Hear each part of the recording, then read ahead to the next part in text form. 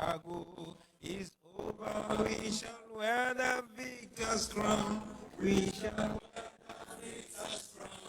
We shall wear the victor's crown. When the struggle is over, we shall wear the victor's crown. In a new Uganda. People power. Our power. People. Our power. People power. Our power. Thank you very much. Please take your seats, ladies and gentlemen. Thank you. Thank you very much. Ladies and gentlemen, brothers and sisters, old friends, old relatives, I'm very, very, very glad to meet you. The leaders of this chapter, the members, fellow Ugandans, thank you very much for the massive welcome yesterday. Thank you very much for the massive welcome today.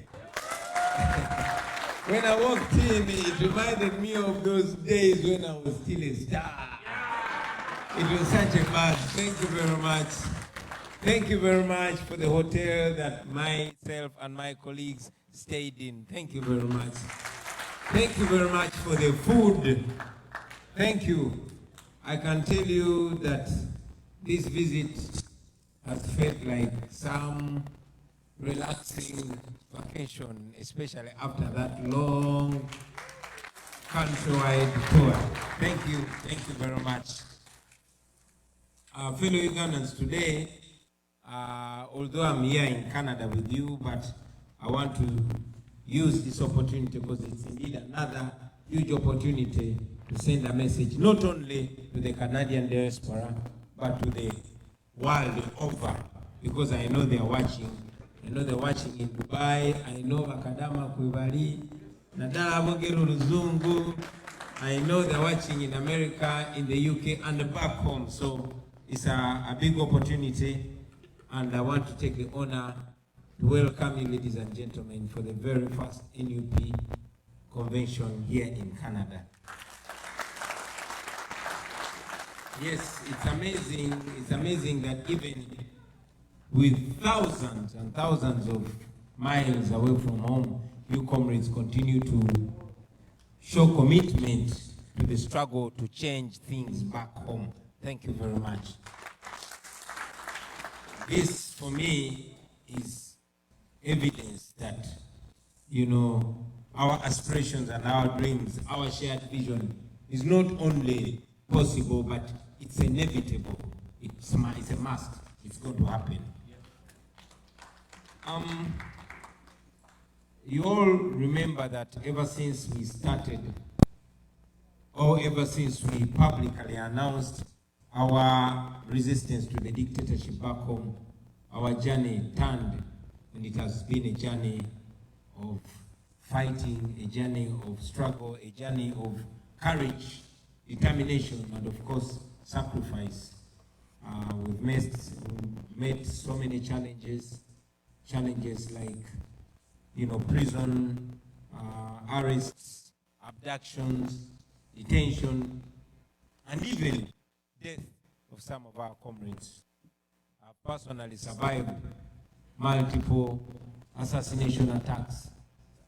I survived the Arua incident. I survived, the Kayunga incident, and I survived in Jinja. I continue to survive by the grace of God. But of course, unlike myself, Yasin Kauma did not survive, Rita Nabukenya did not survive, Akim Sekamwa did not survive, Moses Waliendo did not survive, Frank Senteza did not survive, so many others. As we speak now, comrades like Olivia Lutaya, Rashid Seguja, Sechitoleko Yasin Machete, Robert Lugumayo, Modin Kakoza Sanya, Patrick Mwase, Simon Chijambu, Abdu Matovu, Ronald Chijambu, Sheriff Kalanzi, Joseph Muwonge, Abdallah Chintu, Umar Kato, Kavuma Musa, Ibrahim Wandera, Asbat Nagwere, Stephen Masanku, Jimmy Galukande, Peter Mwanguzi, Sheriff Matovu, Davis Matambi, Abdallah Jibusiwa, Livingston Katushabe, Swaibu Katabi, Siraji Mudedo, Joseph Muganza, Stanley Luanga, and many others have spent almost 3 years in prison without trial. Their only crime was to support me, was to support the opposition. You know, they're going through hell, as you can imagine, the prisons of Uganda. You know, today, more than 20 of us who were abducted before or immediately after the election have not been seen ever again. These were fathers, these were brothers, these were husbands, these were people's sons. You know, up to now, we don't know the whereabouts of John Bosco Chibalama, who was abducted on the 3rd of June 2019 from Kanyanya. We don't know the whereabouts of Michael Semodu. Michael Semodu was abducted from Kasubi on 28th November 2020. We don't know where Adamu leader John is. He was taken from Chiseka on 21st December 2020. Mbabazi Moses, we don't know where he is. He was abducted from Chiseka Market also 26th November 2020. We don't know where Nalumo So Vincent is. We don't know where Lukwago Martin is. They were both abducted on November 3rd, 2020. Kanata Muhammad was abducted from Mukono 23rd December 2020. Same Pija Yuda was abducted from Mukono December 19th, 2020. Osisi Mbowa was abducted from Kasimi on December 18th, 2020. Chiria Peter was taken from Nansana on 1st December 2020. Wangolo Shafik and Zimola Dennis were abducted from Nansana on 25th November 2020. Luemba Mustafa was abducted from Nansana November 2020, 19th November. Mubiru Hassan was taken from Kawala on the 20th of November 2020. Cesazi Isma was taken from Machindi on 19th November 2020. Chisembo Geoffrey was also abducted from Machindi on 12th February 2021. George Kasumba was abducted from Chotera on 19th of January 2021. Baguma Joseph was abducted from Chivando in December 2021. I mean, these were taken away by Museveni men. And these are the few that we have managed to follow up. But hundreds upon hundreds of young people were abducted, taken Pandagari style. They've never been seen again. They were taken by Museveni men. Some were taken by men in military uniform. Others were taken by gunmen in plain clothes. Nobody has ever seen again. And yet we remain strong. And yet we refuse to give up. We refuse to give up because we know that when the struggle is over, we shall wear the victor's crown. We don't just sing these words. We mean them from the bottom of our hearts because we believe them. We know that good has never failed to win evil. So we pronounce them because we believe them deep to the core.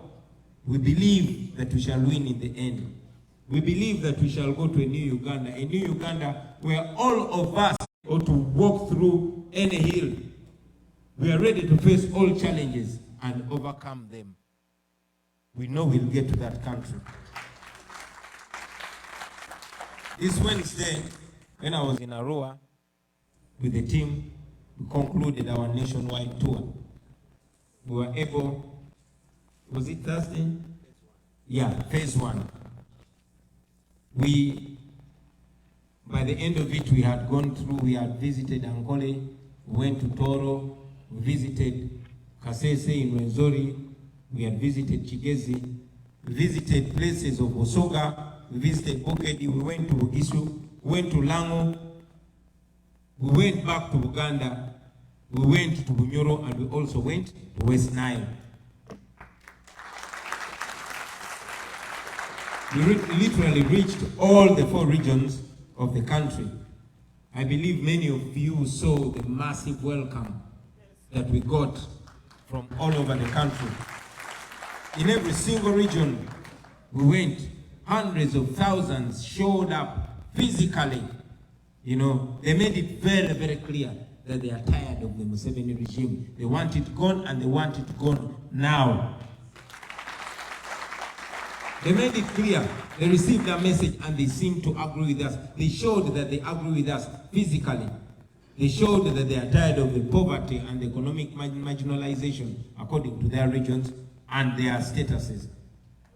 They made it clear that they are tired of the corruption and the human rights violations. They made it clear physically that they are tired of the land grabbing. They showed up. They stood with us. They sang loud. They showed that they are tired of the hospitals that are sick themselves, of the roads that are full of potholes. They are tired of the tribalism and nepotism of Museveni. They made it clear everywhere, even in Ankole. They made it very, very clear. They showed that they want their freedom and dignity. They showed that they think the same. Across, you cannot divide them. They made it clear. You all saw it. It was live. Now, with that, the regime got very, very scared. They got scared. They planned to assassinate me, but we got the information and we exposed them. Then, they started planting bombs. We must take up, we must take up, we must take up, we must take up. They wanted to create fear, the same way they used to do when they are still rebels. You know? Then they wrote to us, claiming that they had information that some terrorists wanted to kill me. So they wanted me to fear and abandon the program. We refused because we know them. So with all having failed, they shamelessly wrote to us. One Kasiga Zitumusime, Deputy Inspector General of Police, wrote to us, purportedly ordering us to call off our national tour. We made it clear to them, I want to repeat it, we are not going to follow any illegal order. We are not. We shall continue with the second phase of our program when we go back to Uganda. Tujja Kasiga zisi abagamba nti tujja bwe mwatwaniriza era ffe tubigambira nti tujja.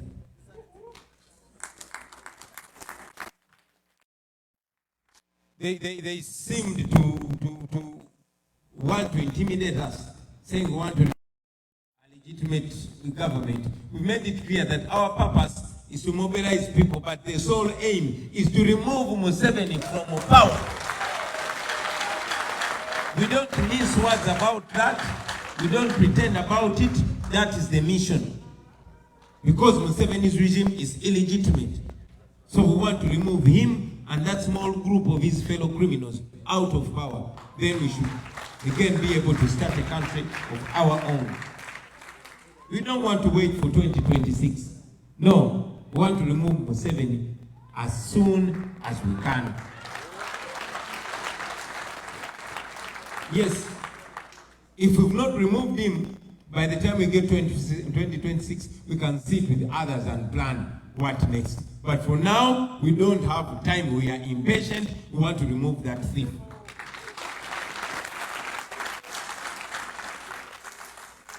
Yes, you know, we don't want to pretend about it. We want to remove Museveni, and these are the reasons. Number one, every day that ruling over our country, Uganda goes back by 10 days. Every day, I can tell you, the man uses 2.8 billion shillings of our money every day. 2.8 billion, 2,800 million shillings of your money. Not every year, not every month, not every week, every 24 hours. Okay? As if that's not annoying enough, we lose 10 trillion shillings to corruption every year. That means every day, Museveni and these people, they see, because they're the chiefs of corruption, every day we lose 28 billion shillings of taxpayers' money to corruption. That's what happens. Okay? So imagine, in only 6 years, even at the current exaggerated cost, that money alone would have tarmacked all of Uganda's 21,000 kilometers of national road network. At least 3,000 kilometers every year. That is what that money is supposed to do. That is what that money can do. Abagayi buli mwaka baba network y'oluguudo number. Like, seriously, it's not a joke. If there was no corruption, in just 6 years, but they've been doing that for 37 years. Now you understand why we must remove the guard. You know, just imagine a perfect road network. It would change the economic fortunes of the country.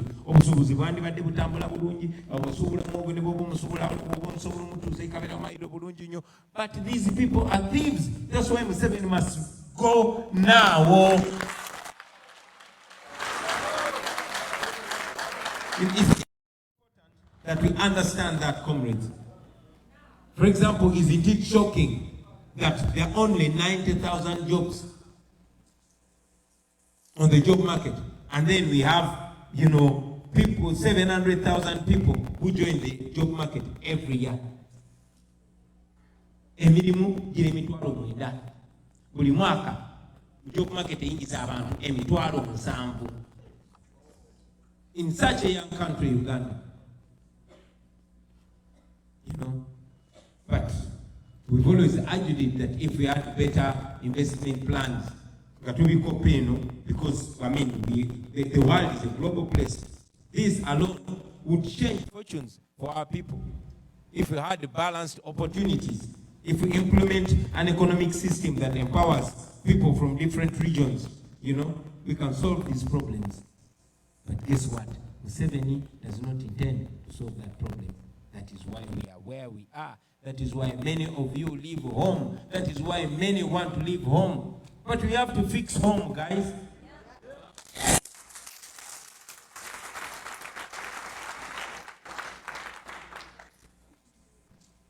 Many of you would not be here if these problems were fixed back home.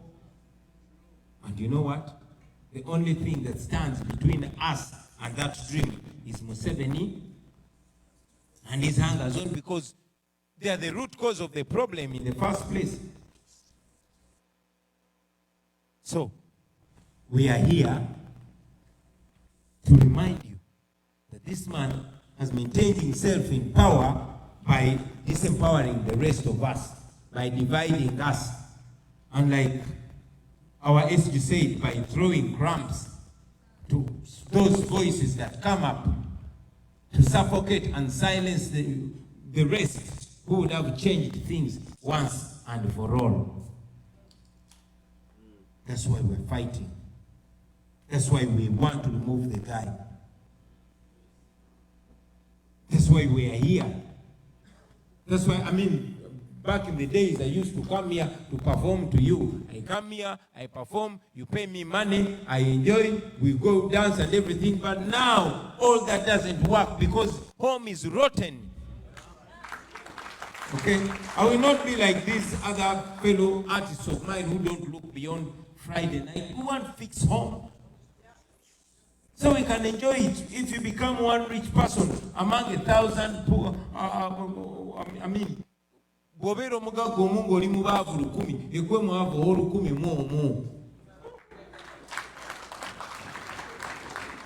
yes, look at these countries and how they are governed.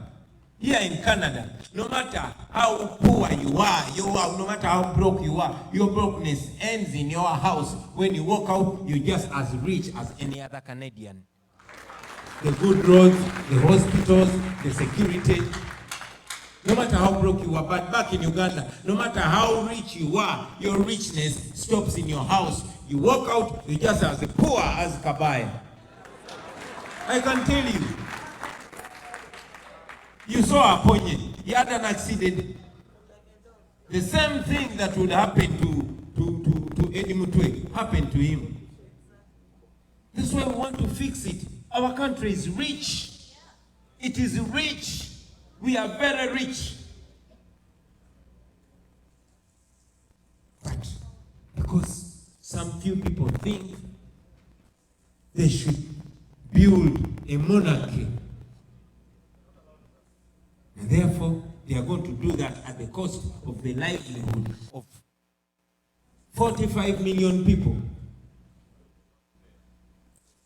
That's why many of us take the risk. We know how risky it is. But we take it on because we know that if we inspire all of you, if we can charge all of you internationally, you here in Canada, those all over the globe, and most importantly back home, we can change things, guys. You can be remembered as the generation that said no to nonsense and changed it. There was a generation that changed Canada. There was a generation that changed America. There was a generation that broke the French Revolution that changed France forever. There's always been a generation. Joel Senyonyi has just said it, and I want to repeat it. Frantz Fanon said, every generation must discover its mission and then betray it or pursue it. You cannot pretend anymore that you don't know your mission. Chetukoze tubibabulide mubimanyi munagana buganyi loya jjago bakozesa abantu ba oppressor bamwene bajenu mu diaspora ne babalimbalimba nga yabayitamu omanyi mwana omugagajja omanyi kwatayo zino. Can you imagine otunda chomanyi era you go back home and look yourself in the mirror and you say, am I really human? Am I normal? Whom are you? What are you? I don't know, to serious. It's a very serious thing. You know, some of them Bantu Akuru. They come to you, they are smart. Purportedly moral, but saying something very immoral. Bringing people here, which people support the rape of your sisters, the castration of your brothers and sisters, because they say the truth. Kauma said it, why should it be controversial when I say don't grab my land? What is controversial about that? They don't steal from the poor. Topama Bati. That is controversial. Huh? The truth becoming a crime, and you think that should be normal? It is not normal. So brothers and sisters, while we say that here, the front line is in Uganda. And I must tell you today that back in Uganda, we're headed for some tough days ahead. But I want to request you not to despair, not to give up. We are very grateful, of course, for the support that you've given so far in the struggle, and I want to encourage you to support more in very many different ways. We're heading for some tough times. You've all heard Musime Kasikazi, the IGP of police, you know, who is supposed to be an officer of the law, but is abusing the law, you know, stopping our activities using a police section that was nullified by the Constitutional Court 15 years ago. I say, atugambe mulikirao activities amwe, nga quoting eteka ya polisi. Ekoti mwanga kwa msangu mwanga chimu msangu kwa mwanga chikumi. Ekoti ya sasa emiaka 15 ejise. That is how much impunity these people use. We've been clear to him and said, we are not going to take his nonsense.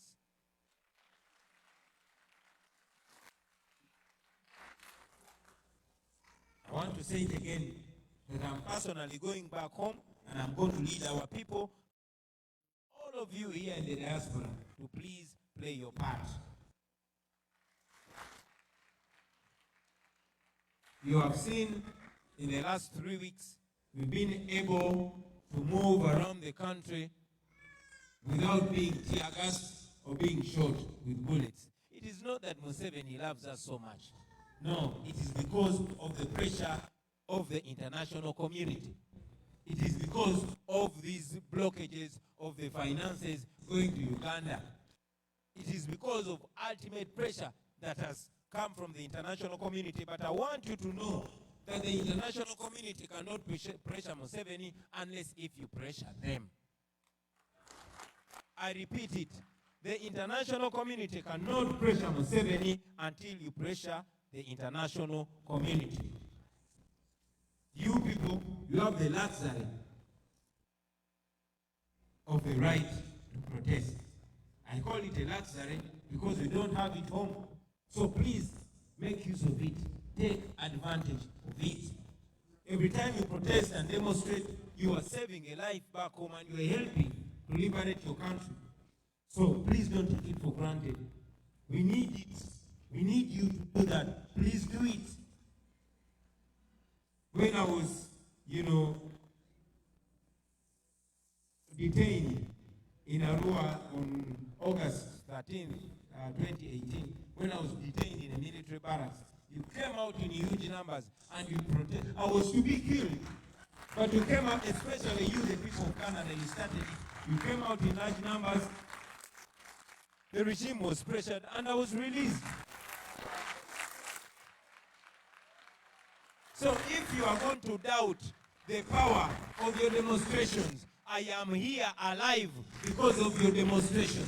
Every time you think of not going to a demonstration, please remember that it is because of a demonstration that you still have Bobby Wine here. That is a weapon that I want you to know. It is bigger, it is more powerful than missiles. Please use it. You did it for me before you were even organized and had a leadership. And I'm here. So together I want us to do it for the whole of Uganda. Let us do it for Uganda. Can't we do it? We can do it. Yes, we can. Let's do it, my brothers and sisters. I want to request you, first, organize. Try to connect and organize as much as possible. Be organized. It was spontaneous. You guys came together. You saved me. So imagine how much more you can do when you are organized. We can do it. You know, it is worth it back home. So please organize. Organize. Let us connect more. I also hope to come back, and visit, not only here in Toronto, but more cities. Not only convention, but town halls. I know there are much more people than here. But I don't mind coming back here when there are no flowers, when there's no food. Just sit and a microphone and we talk. I will come back. And I will encourage more comrades to come back so that we connect more and more and more. I want to request you to build a strong chapter. And not only a strong chapter, but a strong community. I am so glad that you people are behaving like we are already in power. You make me feel like I'm real president. Yes, it is our duty. What we want to do for our people when we're in power, where we can start doing it, let us do it. Be of help to other Ugandans. Show them what we can do as Ugandans. Receive them. Many of them are running away from death. Many of them are running away from abductions. Many of them are running away from the miserable economic situation back home. Receive them. Make them feel warm. Then encourage them to fight from here, but making sure it is home that benefits. Build a strong community complex and don't allow that community to be infiltrated. Resist and isolate agents of oppression and murder back home. Do not relate with murderers. Preach to them what is good. But for those that have come to combat you from the good person you are to the evil, resist them. You can. Many of them are going to come on taxpayers' money. The money that is supposed to build a hospital for your mother, for your auntie, for your sister, they're going to give it to somebody to come and bribe you here, so that you shut up. Not only you shutting up, but you shut up others, not to talk about the evil back home, so that you can remain a slave and your people can remain slaves forever. Resist those people. Don't allow them in fear. If that is a role that you can play to protect this revolution, please play that role. Remember, this is war. This is war between good and evil. This is war between light and darkness. This is a war between freedom and oppression.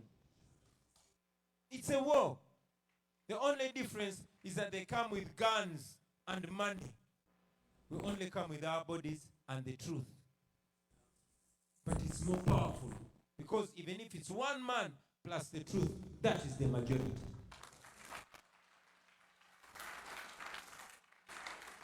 So, I'm requesting you, brothers and sisters, play your part. Demonstrate, protest, put pressure. When they tear gas us, don't stop. When you see them pushing us around when we go back home, don't stop. When they arrest us, don't stop. Even when they kill some of us, please don't stop. Do not stop if you want to taste a new Uganda. Please don't stop. Thank you very much for listening to me, ladies and gentlemen. May God bless.